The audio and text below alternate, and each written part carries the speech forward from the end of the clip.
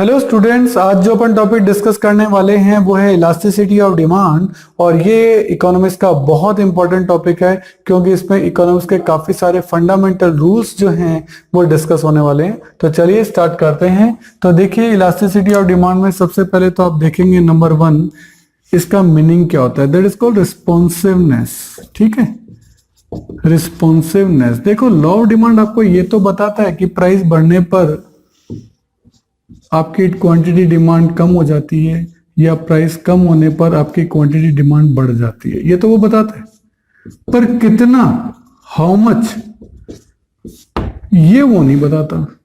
वही चीज आपको कैलकुलेट जो करती है वो इलास्टिसिटी में आपको करनी है। सही है, क्योंकि आपको ये नहीं बताता था ना लॉ ऑफ डिमांड की वो कितनी बढ़ती है, कि भाई प्राइस 10% बढ़ जाए तो क्वांटिटी पे कितना फर्क पड़ेगा, 5%, 20%, ये नहीं बताता था।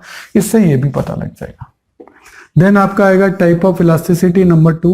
इसमें आप देखेंगे कि आपको डिफरेंट टाइप की इलास्टिसिटी जो वो कवर कराएगा। प्राइस इलास्टिसिटी है, इनकम इलास्टिसिटी है, क्रॉस इलास्टिसिटी है। 3 अलग अलग थे, ठीक है। लेकिन इसमें 12th में आपके जो डिस्कस होगा वो सिर्फ प्राइस इलास्टिसिटी का ही डिस्कस होगा। ठीक है, इनकम और क्रॉस इलास्टिसिटी अभी आपके कोर्स में नहीं है, वो आगे आप ग्रेजुएशन के दौरान पढ़ेंगे। ठीक है, नंबर 3 पॉइंट आप पढ़ेंगे डिग्रीज। सर कितने टाइप की इलास्टिसिटी होती है, तो देखिए कुल मिलाकर 5 टाइप्स की आपकी इलास्टिसिटी जो है वो आपके होती है। पहला परफेक्टली इलास्टिक, कितनी भी चेंज हो सकती है, यानी elasticity is infinite. Then perfectly inelastic, यानी इलास्टिसिटी इक्वल्स टू 0, कोई चेंज ही नहीं होगा। हाईली इलास्टिक, यानी elasticity is more than 1। Less elastic, यानी इलास्टिसिटी इज लेस देन 1। और यूनिटी इलास्टिक, यानी इलास्टिसिटी इज इक्वल्स टू 1। इस तरीके से आप इन सब चीजों के डायग्राम विद एग्जाम्पल जो है वो डिस्कस करेंगे। यहां मैं अभी आपको पूरा रोड मैप बता रहा हूं, हम चैप्टर में एंटर हो रहे हैं। तो पहले आपको पता होना चाहिए कि इस चैप्टर का स्कोप क्या है, हम क्या क्या यहाँ डिस्कस करने वाले हैं। फिर नोट्स जब अपने चालू होंगे तो उसमें मैं आपको एक एक चीज का विद एग्जाम्पल, विद उसका डायग्राम पूरा डिस्कस करूंगा। सही है, तो ये हो गया 3rd पॉइंट। 4th पॉइंट है आपका methods of measuring price elasticity.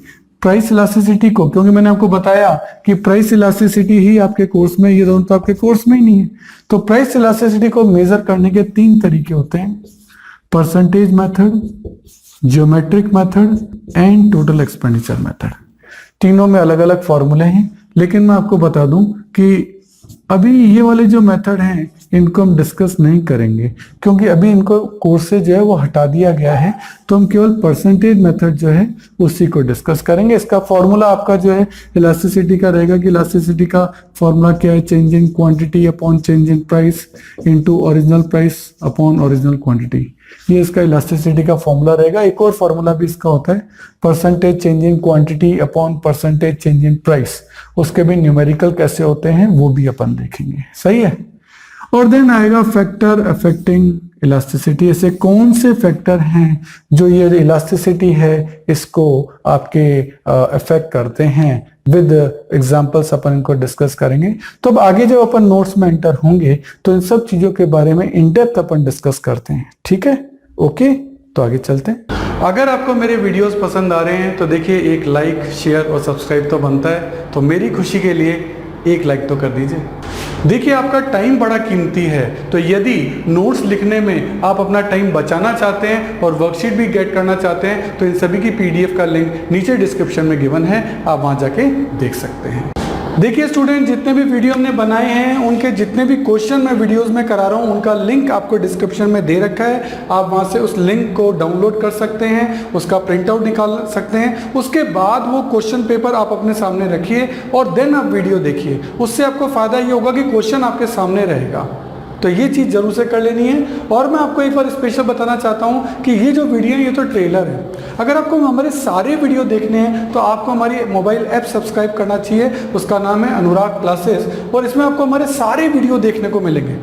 क्यों, देखो यूट्यूब तो ट्रेलर है, सारे वीडियो नहीं होते। अगर आपको सारे वीडियो देखने हैं तो आपको हमारी मोबाइल ऐप सब्सक्राइब करनी पड़ेगी। उसमें आपको सारे वीडियोज़ मिलेंगे, उसमें आपको नोट्स मिलेंगे, प्रिंटेड नोट्स भी होंगे, हैंड रिटन नोट्स भी होंगे, मतलब आप हर तरीके के नोट्स वहाँ ले सकते हो। उसमें भी उसकी जो मेंबरशिप है वो प्रीमियम भी है और स्टैंडर्ड भी है, जो भी आप लेना चाहें। और आपको वहाँ अदर बुक्स के इंपॉर्टेंट पिक्स, अच्छे डायग्राम, अच्छे क्वेश्चन, अच्छे पैराग्राफ, वो भी आपको जो है इस ऐप के अंदर मिलेंगे। और इसके अलावा बहुत ही important point, MCQ test. MCQ test का पैनल है जिसमें आप जितने भी टेस्ट वहाँ देंगे उसमें ऑप्शंस होंगे ABCD, उसमें ट्रू एंड फॉल्स के क्वेश्चन होंगे, उसमें फिल इन द ब्लैंक्स के क्वेश्चन होंगे। आपने 40 क्वेश्चन का टेस्ट दिया, जैसे सबमिट किया, विदिन 5 सेकेंड्स आपका रिजल्ट आपके सामने है। तो ये मोबाइल ऐप मैं जरूर चाहूँगा आप जरूर से सब्सक्राइब करिए। मेरा नंबर है 9829224488। आप ऑफिस आवर्स में कभी भी मुझे कॉल कर सकते हैं। Thank you. देखिए स्टूडेंट, हमारे चैनल से जुड़ने का फायदा आपको नेक्स्ट 7 इयर्स तक मिलेगा, क्योंकि हमारी रेंज बहुत बड़ी है। नॉर्मली आप चैनल्स पे देखेंगे वो 1 या 2 या 3 सब्जेक्ट पढ़ा रहे हैं, लेकिन मैं आपको बहुत बड़ी रेंज दूंगा। यदि आपकी और मेरी ट्यूनिंग जमती है तो ये बहुत लॉन्ग लास्टिंग रहेगी, और वो ट्यूनअप में आपको बार बार नई ट्यूनअप नहीं करनी पड़ेगी, क्योंकि आपकी ट्यून मुझसे जम चुकी है। क्यों? क्योंकि मैं आपको बता रहा हूँ कि मैं 11th में आपकी अकाउंट्स, स्टेट्स और माइक्रो इकोनॉमिक्स लूंगा। 12th में मैं आपकी अकाउंट्स, मैक्रो और इंडियन इको लूंगा। बीकॉम के अंदर मैं आपकी corporate accounting, advance accounting, costing, financial management, budgeting, income tax etcetera, जो भी आपके जिस भी नाम से ग्रेजुएशन के अंदर ये कोर्स होंगे, इन सब के वीडियो हमने ऑलरेडी बना रखे हैं। मोबाइल ऐप आपकी बना रखी है, तो आपको बहुत सारी फैसिलिटीज हम देने जा रहे हैं। इसके अलावा CA, CS और CMA के फाउंडेशन और इंटर कोर्सेज में जितने भी प्रैक्टिकल हैं या इकोनॉमिक्स से रिलेटेड टॉपिक हैं, उन सब के वीडियो आपके तैयार मिलेंगे। पूरा स्टडी मटेरियल, पूरा नोट, सब चीज़ A to Z आपको रेडी मिलेगी। और इसके अलावा मास्टर्स अगर आप कर रहे हैं उसमें भी QT है या मैनेजरियल इकोनॉमिक्स है, डायरेक्ट टैक्स है। QT का मतलब क्वांटिटेटिव टेक्निक्स, डायरेक्ट टैक्स है, इनडायरेक्ट टैक्स है, एडवांस टैक्स है, यानी पूरी कंप्लीट प्रैक्टिकल जितने भी न्यूमेरिकल सब्जेक्ट होते हैं सब आपको हमारे चैनल पे और हमारे मोबाइल ऐप पे मिलेंगे, जो कि आपको नॉर्मली बाकी चैनल्स पे नहीं मिलते हैं। हर साल आपको नए चैनल पे शिफ्ट होना पड़ता है, और यहां आपको एक ही चैनल पे कंप्लीट सॉल्यूशन मिलेगा। हेलो स्टूडेंट्स, आई एम अनुराग। आज जो अपन टॉपिक देख रहे हैं, this is elasticity of demand. इससे पहले अपन ने टॉपिक पढ़ा था डिमांड क्या है। अब हम ये देखेंगे, हमें लॉ ऑफ डिमांड तो हमें पता है कि सर प्राइस बढ़ने पर डिमांड बढ़ती है। हमें ये भी पता है प्राइस बढ़ने पर डिमांड कम होती है, और हमें ये भी पता है कि प्राइस कम होने पर डिमांड बढ़ती है। यानी इन दोनों के बीच में क्या है, इनवर्स रिलेशनशिप है, ये अपन देख सकते हैं।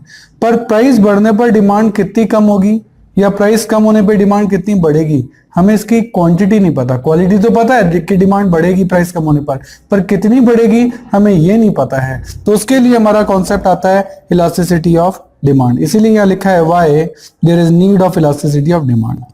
तो meaning of elasticity of demand क्या है कि elasticity of demand is measuring method, ये एक मेजरिंग मेथड है to measure percentage change in demand. Demand में कितना चेंज हो जाएगा due to the percentage change in any factor arising demand for that commodity. किसी भी कारण से आपकी डिमांड में कितना चेंज हो रहा है, वो प्राइस या अदर फैक्टर कोई भी हो सकता है, उसके कारण आपकी डिमांड में कितना चेंज हो रहा है उसकी क्वांटिटी चेक करनी हो, तो उसके लिए आपका कौन सा कॉन्सेप्ट आता है, elasticity of demand. Elasticity of demand में देखिए ये क्या है, elasticity of demand refer to the percentage change in demand. ये हमें वास्तव में percentage change in demand, elasticity का मतलब होता है चेंज, और हमें ये उसकी परसेंटेज जो है वो ये बता रहा है ड्यू टू सम फैक्टर। ये इलास्टिसिटी ऑफ डिमांड भी जो है वो आपकी 3 टाइप की होती है। नंबर 1 प्राइस के कारण, नंबर 2 इनकम के कारण, और नंबर 3 क्रॉस इलास्टिसिटी जो कि सब्स्टिट्यूट गुड्स और कॉम्प्लीमेंट्री गुड्स में आपकी होती है। सही है। तो हमारे कोर्स में अभी जो है वो सिर्फ प्राइस इलास्टिसिटी है। इनकम डिमांड और क्रॉस इलास्टिसिटी डिमांड जो है वो ग्रेजुएशन कोर्स में आती है, वो यहाँ डिस्कस नहीं होगी, उससे अपन ग्रेजुएशन कोर्स में अलग से डिस्कस करेंगे। तो हम बात करते हैं प्राइस इलास्टिसिटी और डिमांड की। तो क्या कहता है देखिए, प्राइस इलास्टिसिटी और demand mean the degree of responsiveness of demand. Demand कितनी चेंज होगी for a commodity with a reference of change in price, कि प्राइस में चेंज होने पर डिमांड में कितना रिस्पॉन्स आएगा, कितने परसेंट चेंज होगी, उसी को हम क्या कहते हैं, price elasticity. It established A quantitative relationship. ये क्वांटिटी बताता है कि प्राइस में 10% चेंज होने पर डिमांड में 5%, 10%, 15%, 20%, वो क्वांटिटी जो है ये आपको बताएगा। सही है। और इसके कुछ अदर नेम भी है, price of the most important. So price elasticity और demand is sometime shorten elasticity और डिमांड भी कहते हैं, इसको डिमांड इलास्टिसिटी भी कहते हैं, और इसको सिंपली इलास्टिसिटी भी नाम, ये इसके अलग अलग नाम है। अब जो इलास्टिसिटीज है वो बेसिकली आपकी होती है 5 टाइप की, सही है। तो हम पहला टाइप देखेंगे, that is perfectly elastic demand. Perfectly elastic demand का मतलब ये है कि सर प्राइस में तो कोई चेंज ना हो, डिमांड कितनी भी चेंज हो सकती है। देखो parallel to X axis demand का बन गया, डीडी कर्व है ये आपका। देखो आपकी क्वांटिटी चाहे कितनी भी बढ़ जाए, क्वांटिटी कितनी भी कम हो जाए, प्राइस में कोई चेंज नहीं हो रहा। अब प्राइस में कोई भी चेंज नहीं हो रहा और क्वांटिटी में इतना चेंज हो रहा है, ऐसा पॉसिबल नहीं है, और कितना भी चेंज हो सकता है, इसलिए इसको बोलते हैं elasticity of demand equals to infinite, सही है। प्राइस में तो कोई चेंज हो ही नहीं रहा, सिर्फ क्वांटिटी में चेंज हो रहा है। It is a imaginary situation, ध्यान देना ये जो है इमेजिनरी है, क्योंकि प्रैक्टिकली ऐसा पॉसिबल नहीं है। इसमें जो डिमांड कर्व बनता है वो एक्स एक्सिस के हॉरिजॉन्टल होता है, एक्स एक्सिस के हॉरिजॉन्टल पैरेलल चल रहा है, सही है। तो यहाँ इलास्टिसिटी और डिमांड क्या होती है, इनफाइनाइट होती है। ये है परफेक्टली इलास्टिक डिमांड, और ये एक इमेजिनरी कॉन्सेप्ट है, ये अपन को ध्यान रखना है। आगे चले, अब लेते हैं नेक्स्ट अपना परफेक्टली इनलास्टिक डिमांड। इनलास्टिक का मतलब कोई चेंज नहीं होगा। तो देखो क्वांटिटी कोई चेंज नहीं, क्वांटिटी ना बढ़ रही है ना कम हो रही है, प्राइस चाहे कितना भी अप डाउन हो जाए, लेकिन आपकी क्वांटिटी में कोई चेंज नहीं आ रहा है। ये आपकी क्वांटिटी डिमांडेड है, इसमें कोई चेंज नहीं आ रहा है। प्राइस आपकी चाहे कितनी भी चेंज हो जाए, ये अपन ने देखा। तो ये भी एक इमेजिनरी सिचुएशन है, क्योंकि ऐसा हो नहीं सकता कि सर प्राइस चाहे कितनी भी किसी प्रोडक्ट की अप डाउन हो जाए, लेकिन क्वांटिटी डिमांडेड में कोई फर्क नहीं है, ऐसा नहीं हो सकता। तो क्वांटिटी में क्योंकि कोई चेंज नहीं आ रहा, इसलिए इलास्टिसिटी और डिमांड क्या मान जाती है, 0। और यहाँ जो डिमांड कर्व है वो वाई एक्सिस के एकदम पैरेलल चल रहा है, ये वाई एक्सिस चल रहा है, ये इसके पैरेलल आपका चलता है, उसमें एक्स एक्सिस था, सही है। अब हाईली इलास्टिक डिमांड है, इसमें क्या है कि आपका डिमांड में चेंज ज्यादा है। हाईली इलास्टिक है ना, तो डिमांड में चेंज ज्यादा है। कैसे, देखो हम इसको इस डायग्राम से समझते हैं। कहता है प्राइस में तो चेंज है कम, ये प्राइस है, ये क्वांटिटी है, सही है। तो प्राइस में तो चेंज है कम, लेकिन क्वांटिटी में चेंज है ज्यादा। दिख रहा है आपको, ये ज्यादा है, ये कम है। अब इनके पॉइंट्स को आप ये कर लीजिए, ये आपका डीडी कर्व है, ये आपका 0 है, ये आपका x है, ये आपका y है, सही है। तो आप यहां देख रहे हैं डीडी कर्व जो है वो फ्लैटर है। क्या है, फ्लैटर। इसीलिए बोला जाता है इलास्टिसिटी क्या है, मोर देन 1। कि प्राइस में कम चेंज होने से क्वांटिटी में ज्यादा चेंज हो जाए, तो इसको क्या बोलते हैं, हाईली इलास्टिक बोलते हैं। इसका उल्टा अपन एक और वो भी डायग्राम देख लो। अब के मैं प्राइस में ज्यादा चेंज कर रहा हूं और क्वांटिटी में कम करो, ये देखो ये प्राइस है, इसमें ज्यादा किया है, ये क्वांटिटी है, इसमें कम किया। अब इसके दोनों पॉइंट को मिलाएं तो देखिए दोनों कर्व में ये थोड़ा फ्लैटर गया है, ये थोड़ा स्टीपर है। ये क्या है, स्टीपर है। तो हम यहां देख रहे हैं प्राइस में ज्यादा चेंज है, क्वांटिटी में कम है। यहां क्वांटिटी में ज्यादा चेंज था, इसलिए इलास्टिसिटी मोर देन 1 थी। यहां क्वांटिटी में कम चेंज है, यानी इलास्टिसिटी लेस देन 1 हो जाएगी, सही है। तो क्वांटिटी पे सब कुछ डिपेंड जो है वो आपका करता है कि क्वांटिटी ज्यादा चेंज होगी तो ये मोर देन 1 होगा, और क्वांटिटी कम चेंज होगी तो ये लेस देन 1 होगा, और दोनों ही बराबर हो जाए कि सर जितना प्राइस का है उतना ही क्वांटिटी का है। इन दोनों का एरिया सेम है। अब इन दोनों पॉइंट्स को मिला दो, ये डीडी कर्व है डिमांड। अब के दोनों बराबर हैं तो ये इलास्टिसिटी इक्वल्स टू 1 कहलाएगी, कि जितना परसेंटेज प्राइस में चेंज है उतना ही परसेंटेज क्वांटिटी में चेंज है। तो इस तरीके से ये आपके तीनों डायग्राम बन गए। यहाँ क्वांटिटी में ज्यादा चेंज हुआ था, ये मोर देन 1 है। यहाँ क्वांटिटी में कम चेंज हुआ, ये लेस देन 1 है। यहाँ क्वांटिटी में इक्वल चेंज हुआ तो ये इक्वल्स टू 1 है। ये सारी इलास्टिसिटीज जो अपन यहाँ डिस्कस की हैं, देख लो हाईली इलास्टिक में क्वांटिटी ज्यादा है और प्राइसेस में कम चेंज है। लेस इलास्टिक में आप देखेंगे कि क्वांटिटी कम है और प्राइसेस में चेंजेस ज्यादा हैं। और यूनिटरी इलास्टिक में देखेंगे, आप देखेंगे प्राइस और क्वांटिटी दोनों का एरिया जो है वो आपका सेम है, सही है। तो यहाँ इलास्टिसिटी इक्वल्स टू 1 है, यहाँ लेस देन 1 है और यहाँ मोर देन 1 है। ओके, तो इसको रेक्टेंगुलर हाइपरबोला भी कहा जाता है, क्योंकि किसी एक कर्व के नीचे बनने वाले जो भी आपके रेक्टेंगुलर्स हैं उनका एरिया सेम है। जब भी एरिया सेम होता है तो इनको रेक्टेंगुलर हाइपरबोला बोला जाता है कि इस कर्व के अंदर जिसमें इलास्टिसिटी इक्वल्स टू 1 होती है उसमें इन दोनों का एरिया क्या रहता है, सेम रहता है। ये इसका कॉन्सेप्ट है। सही है। तो आगे अपन देख रहे हैं कि एक क्विक रीकैप है आपका कि सारी पांचों इलास्टिसिटी आपकी एक ही डायग्राम में बनी है। ये उनका लोअर फ्रेम है, ये तो आपका वर्टिकल हो गया और ये आपका हॉरिजॉन्टल हो गया, तो ये इनफाइनाइट है, ये 0 है। ये स्टीपर है तो लेस देन 1 है, ये फ्लैटर है तो मोर देन 1 है, और ये मिडिल में है तो ये क्या है, इक्वल्स टू 1 है। तो पांचों डायग्राम आपके एक में ही आ गए। नेक्स्ट आपका आ रहा है methods of measuring price elasticity और डिमांड। तो देखो एक तो मेथड है परसेंटेज मेथड, इसको प्रोपोर्शनेट मेथड भी कहते हैं। परसेंटेज से अगर हम इसे कैलकुलेट करें तो फॉर्मूला क्या है, percentage change in quantity, percentage change in quantity upon percentage change in price, यानी percentage change in quantity upon percentage change in price. एक तो ये फॉर्मूला है, या फिर आप ये फॉर्मूला भी लगा सकते हो, इलास्टिसिटी और demand equals to delta Q upon delta P into original price upon original quantity. Delta का मतलब है चेंज, एक क्वांटिटी से दूसरी क्वांटिटी कितना चेंज हुआ, एक प्राइस से दूसरी प्राइस कितना चेंज हुआ। सही है। तो ये आपके दो फॉर्मूले जो हैं वो आपके काम आएंगे। नेगेटिव साइन में भी इग्नोर्ड इलास्टिसिटी कैलकुलेट करते वक्त नेगेटिव साइन तो बेसिकली इसलिए आता है क्योंकि प्राइस और डिमांड के अंदर नेगेटिव रिलेशनशिप होता है। उस नेगेटिव रिलेशनशिप के कारण नेगेटिव साइन है, इसलिए आप उस नेगेटिव साइन का यूज ना भी करो तो भी आपके आंसर पे इस बात का कोई फर्क नहीं पड़ेगा। इसलिए आप बेफिक्र उस नेगेटिव साइन को क्या कर दो, इग्नोर कर दो। सही है। आगे आपका ज्योमेट्रिक मेथड है, उसे अपन आगे ग्रेजुएशन वाले में डिस्कस करेंगे। देन आपका है टोटल एक्सपेंडिचर मेथड, ये भी आपका ग्रेजुएशन में डिस्कस होगा, ये अभी के कोर्स में नहीं है।